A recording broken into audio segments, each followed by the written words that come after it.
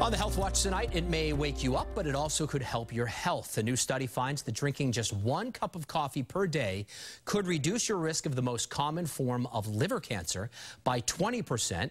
2 cups a day cuts the risk by 35%. Up to 5 cups a day could reduce your risk by half. Even decaf coffee has a protective effect, though not that much. Dr. Mallika Marshall is here, and good news for all the coffee drinkers like us. But there's always a but. Yes. Right. We're not suggesting you go out and drink 5 cups of coffee a day, but this is more evidence that coffee actually has some health benefits. Look, approximately 40,000 people are diagnosed with liver cancer in the U.S. every year.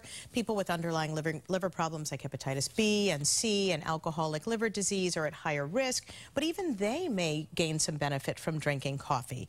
So not exactly sure why. It might be the antioxidants, it might be the anti-inflammatories, but the fact that caffeinated coffee has more of an effect than decaffeinated coffee, caffeine might play a role as well. Interesting. But probably 1 or 2 cups is best. Well, yes. Right? Moderation, David. Moderation. Come on. The most boring word in the English language. I know. Moderation. Some eye-opening news. Your vision may continue to develop until you're around 40, contrary to the long-held belief that it matured in early childhood.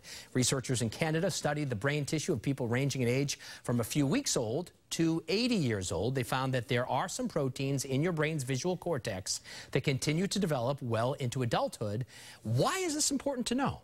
Well, first of all, your visual cortex is in the back of your brain, and it receives signals and processes information from the back of your eye, called your retina, and your optic nerve. And it was this area of the brain that was thought to mature by age 5 or 6.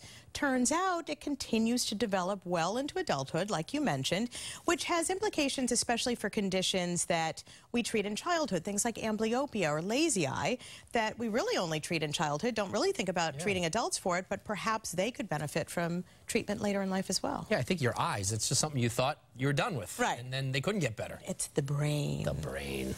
By the way, everyone's saying that we match perfectly. The reason why I'm covering my socks. I know, show them. Look at that, they clash. Socks. That's why they're covered. You might be sitting at the couch with me, David. You got to watch your socks. I know, I got to start matching. Paula, over to you. All right. David Mallika, thank you.